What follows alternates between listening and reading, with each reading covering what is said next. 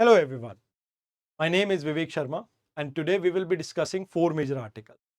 In the first article, we will be discussing about cyclone Montha. ये नाम इसको Thailand ने दिया है एंड याद रखना इसका मतलब होता है एक ब्यूटीफुल फ्लावर।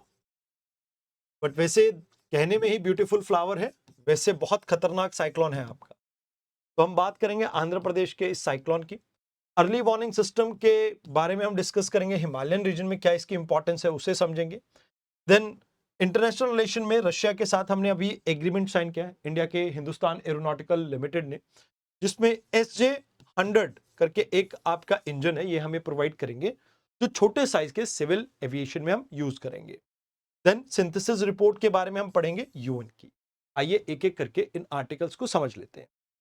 देखिए अभी हाल फिलहाल में क्या हुआ है कि जो काकीनाडा एरिया है, यहां पर एक सीवियर साइक्लोन आता है जिसे आप ट्रॉपिकल साइक्लोन कह देते हैं।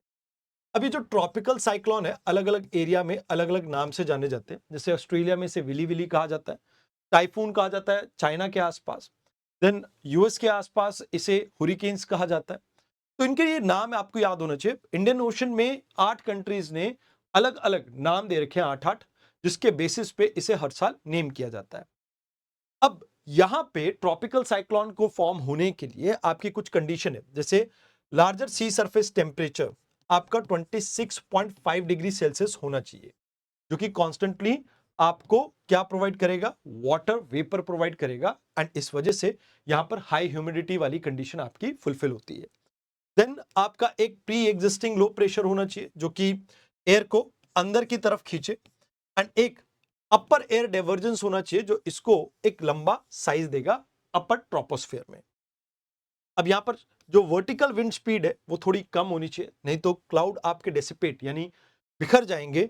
तो इस वजह से यहां पर आपको एक कंडीशन देखने को मिलती है कि जो आपकी एक्चुअल में जो विंड ऊपर की तरफ मूव कर रही है उसकी स्पीड बहुत ज्यादा तेज नहीं होनी चाहिए।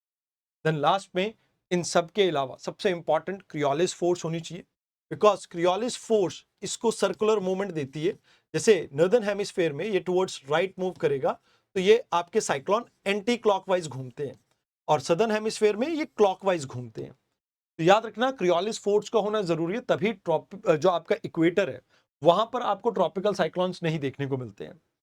अब यहां पे इसे सीवियर कैटेगरी में क्यों रखा गया? साइक्लोन तो हर साल बनते हैं, क्योंकि इसकी जो इंडियन मेट्रोलॉजिकल डिपार्टमेंट ने विंड स्पीड बताई है वो एक्सीड करी है 100 किलोमीटर पर आवर की स्पीड को, जिसकी वजह से इसे सीवियर कैटेगरी में रखा गया एंड इससे बचाने के लिए लोगों को इवैक्यूएट किया जा रहा है, जहां पर 35,000 से ज्यादा लोगों को इवैक्यूएट करा दिया गया है एंड 43,000 के करीब जो आपका एग्रीकल्चर फील्ड है उसको डैमेज पहुंचा है, खासकर पेडी एंड कॉटन की जो क्रॉप्स है उसके ऊपर। तो याद रखना काफी इंफ्रास्ट्रक्चर भी यहां पर इससे इंपैक्ट हुआ है।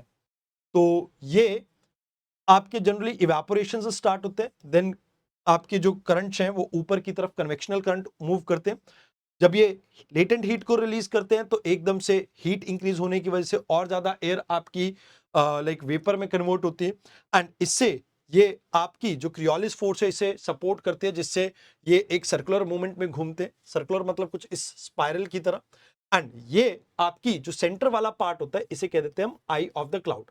अब जब ये इस तरह से फैलता है कुछ आपका क्लाउड, तो यहां पे ये साइड वाले एरियाज में आपकी रेनफॉल क्रिएट करता है, मतलब इसके इस साइड और इस साइड आपको क्या देखने को मिलेगा, रेनफॉल देखने को मिलेगा। दीज आर द थिंग्स जो आपको यहां पे याद रखनी है। आइए अब बात करते हैं आज के सेकेंड आर्टिकल की, जहां पर हम बात करेंगे हिमालयस की। देखो हिमालयस में अर्ली वार्निंग सिस्टम बहुत इंपॉर्टेंट है, क्योंकि पिछले कुछ सालों में यानी लगभग अगर हम बात करें 1900 से लेके 2022 तक 687 डिजास्टर्स हमें देखने को मिले एंड इसमें से 1/3 आपके सिर्फ और सिर्फ हिमालयस में हुए। अभी रिसेंट टाइम में इसमें 44% का आपको इंक्रीमेंट देखने को मिला एंड बाकी दुनिया से जो आपका हिमालय वाला पार्ट है बहुत तेजी से गर्म हो रहा है, तो इस वजह से डिजास्टर्स की फ्रीक्वेंसी इस एरिया में और ज्यादा इंक्रीज हो रही है। अब यहां पे क्लाइमेट चेंज के अलावा ग्लेशियर्स की मेल्टिंग और जो अनप्लान डेवलपमेंट है वो भी इसको बूस्ट करती है, जिसकी वजह से आपके ग्लेशियर लेक आउटबर्स्ट फ्लड आपको देखने को मिलता है, landslide, cloud burst, hello storms, extreme snowfall, temperature में वेरिएशन, ये सब देखने को मिलते हैं। और ये अर्ली वार्निंग सिस्टम इन्हीं चीजों को कंट्रोल करने में आपको हेल्प करेगी। अब देखिए, अर्ली वार्निंग सिस्टम यहाँ पे क्यों नहीं लग पा रहे, क्योंकि जो टोपोग्राफी है वो बहुत डिफिकल्ट है, स्टीप स्लोप्स है, जिसकी वजह से यहाँ पर रग ट्रेन के होने के साथ साथ पोर एक्सेसिबिलिटी है, तो कम्युनिकेशन के ऊपर भी असर पड़ता है और आप कोई बहुत ज्यादा इक्विपमेंट यहाँ पे इंस्टॉल नहीं कर पाते हैं। इंडिजिनस टेक्नोलॉजी भी नहीं है हमारे पास, एंड मोर ओवर अगर हम बात करें एक नेटवर्क की यहाँ पे प्रॉब्लम रहते तो कनेक्टिविटी की हमेशा एक प्रॉब्लम रहेगी। देन यहाँ पे आपको इनसफिशिएंट ट्रेनिंग देखने को मिलती है लोकल्स की, जिसकी वजह से डिजास्टर्स और ज्यादा खतरनाक बन जाते हैं, घातक बन जाते हैं। एंड फंड और पॉलिसी में भी बहुत ज्यादा आपको निग्लेक्ट देखने को मिलता है। अब बात आती है यहाँ पे कि हमारे पास क्या एवेन्यूज हैं, कैसे हम चीजें कर सकते हैं। तो सैटेलाइट से कर सकते हैं, बट डाटा इंटेंसिव होगा, बहुत हैवी फाइल्स होंगी। ड्रोन से कर सकते हैं, बट कहीं ना कहीं विंड जो आपको यहाँ पर सर्कुलेट करती हुई दिखती है बहुत आप कह सकते हो स्ट्रांग होती है, तो यहाँ पे ड्रोन्स के साथ ऑपरेट करना बहुत मुश्किल रहेगा। देन एआई बेस्ड मॉडल को बिल्ड कर सकते हैं, बट उसके लिए डाटा आपको बहुत अच्छा चाहिएगा। डाटा यहाँ से आ सकता है, बट खुद के आपके पास बड़े बड़े सर्वर होने चाहिए एआई को ट्रेन करने के लिए। हाँ, हजार्ड मैपिंग कर सकते हैं, जहां पे सैटेलाइट्स के इमेजेस के थ्रू आप मेजर इंपेक्टेड एरियाज को पहले से आइडेंटिफाई करके उन एरियाज के ऊपर वर्क कर सकते हैं। जैसे यहाँ पे स्विस एल्प में वेल्टन करके एक विलेज था यहाँ पर ग्लेशियर कोलैप्स हुआ, बट सिचुएशन को काफी हद तक कंट्रोल कर लिया गया communication based early warning system के थ्रू। देन चाइना में भी आपको ग्लेशियर लेक के अंदर अनमैन्ड बोट्स देखने को मिलती हैं, जो इसको पूरी तरह से मॉनिटर करती है। उत्तराखंड और हिमाचल में हमने पायलट प्रोजेक्ट में AI based hailstorm early warning system को स्टार्ट किया है, बट उसके रिजल्ट अभी भी वेटेड है। देन हम बात करते हैं हिंदुस्तान एरोनॉटिकल लिमिटेड और रशिया के बीच में एक एग्रीमेंट की। देखिए, यहां पर रशिया की यूनाइटेड एयरक्राफ्ट कॉर्पोरेशन के साथ हमने SJ-100 सिविल कम्यूटर एयरक्राफ्ट को प्रोड्यूस करने की बात कर रहे हैं। अब देखो, ये डोमेस्टिक जो मैन्युफैक्चरिंग है पैसेंजर व्हीकल्स की, उसको वापस से रिस्टोर करेगा। पहले भी हमारा एक प्रोजेक्ट हुआ करता था AVROHS 748 प्रोजेक्ट, जो कि 1988 तक वर्किंग में था, बट बाद में डिस्कार्ड कर दिया गया। अब यहां पे हेल के अलावा जैसा मैंने आपको कहा कि यूनाइटेड एयरक्राफ्ट कॉर्पोरेशन इसमें इन्वॉल्व है, तो ये यहां पर सुखोई आपका जो इंजन है, दैट इज सुखोई सुपरजेट 100, इसको इंडिया के अंदर डोमेस्टिकली प्रोड्यूस करेंगे, जिससे हमारे सिविल एविएशन सेक्टर को काफी बूस्ट मिलेगा। आत्मनिर्भर भारत इससे प्रमोट होगा, एंड रीजनल कनेक्टिविटी की जो आपकी स्कीम है उसको भी बूस्ट मिलेगा। अब क्यों मिलेगा? बिकॉज ये एयरक्राफ्ट 100 पैसेंजर को कैरी कर सकता है, 3000 किलोमीटर तक ट्रेवल कर सकता है। ऑलरेडी हमारे पास 200 एयरक्राफ्ट हैं ऐसे, और आएंगे, तो इससे बेनिफिट मिलेगा। एक ट्विन इंजन नैरो बॉडी का आपका इसका डिजाइन रहेगा, जिससे कहीं ना कहीं हमारी जो प्रॉब्लम है, मेजर प्रॉब्लम खासकर एयर ट्रैफिक के रिगार्डिंग, मतलब आपके पास बहुत ज्यादा जहाज नहीं है, बड़े जहाज तो हैं बट छोटे जहाज की कमी है, तो उस कमी को दूर कर पाएगा। तो यहाँ पर डोमेस्टिक आप प्रोडक्शन को बूस्ट कर पाएंगे। More over indigenous passenger aircraft बनेंगे। देन उड़ान जैसी स्कीम्स को हम और बेटर इंप्लीमेंट कर पाएंगे, जिससे कॉस्ट सेविंग होगी आपकी।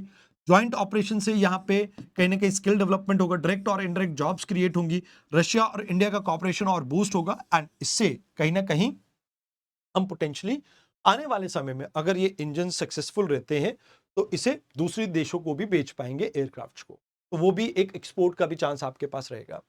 अब बात करते हैं सिंथेसिस रिपोर्ट की, जो कि यूएन ने रिलीज की है। अब इनका कहना यह है कि भैया दुनिया को बचाने के लिए आपको टेम्परेचर, ग्लोबल टेम्परेचर है, उसे 1.5 से 2 डिग्री से ज्यादा राइज नहीं करने देना है। बट प्रॉब्लम यह है कि वर्ल्ड की जो कमिटमेंट है नेशनली डिटरमाइंड कंट्रीब्यूशन के अंडर, वो 17% आपके ग्लोबल एमिशंस को रोकने की बात करता है। बट रिक्वायरमेंट आपको अगर 1.5 डिग्री सेल्सियस तक टेम्परेचर को लिमिट करना है तो 37% की है, एंड अगर 2 तक करना है तो 57% की है।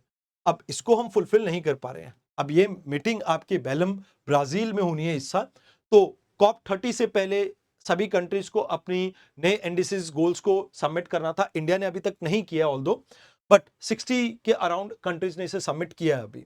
तो सिंथेसिस रिपोर्ट आपकी कंपाइल करते हैं, असेस करती है यूनाइटेड नेशन फ्रेमवर्क कन्वेंशन के अंडर जितने भी लोगों ने अपने नेशनली डिटरमाइंड कंट्रीब्यूशन को दिया है उनको, एंड इसमें क्लाइमेट एमिशन में कट कितना करोगे, क्या अडेप्टेशन और क्या मोबिलाइजेशन की आपकी लाइक आप कह सकते हो तौर तरीके रहेंगे फंड्स को मैनेज करने के, उसके ऊपर बात की जाती है।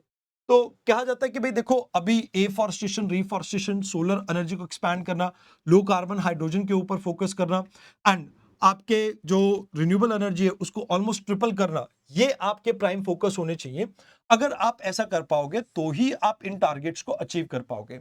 मोर ओवर अभी अगर हम बात करें तो हमारी जो कमिटमेंट्स है वो क्लाइमेट चेंज को रोकने के लिए इनसफिशिएंट है। तो एक बार फिर से इस मीटिंग से पहले लोगों को कहा जा रहा है, मतलब कंट्रीज को कहा जा रहा है कि भैया आप कोशिश कीजिए कि अपने जो भी गोल्स हैं उनको सबमिट करें और वो और ज्यादा एम्बिशियस होने चाहिए, जिससे हम क्लाइमेट चेंज जैसे प्रॉब्लम को रोक सकें। तो दीज आर द थिंग्स जो आपको यहाँ पे याद रखनी है। आई होप आपको डिस्कशन अच्छी लगी हो। जाने से पहले एक सवाल आपके लिए, आपको ये बताना है कि जैसे हम बात कर रहे थे यहाँ पे साइक्लोन्स की, तो कितने टाइप के साइक्लोन्स होते हैं एंड मेजरली जो हम एक एक्स्ट्रा ट्रॉपिकल साइक्लोन्स की बात करते हैं, इनके क्या फीचर्स आपको देखने को मिलते हैं। तो आज के लिए इतना ही, धन्यवाद।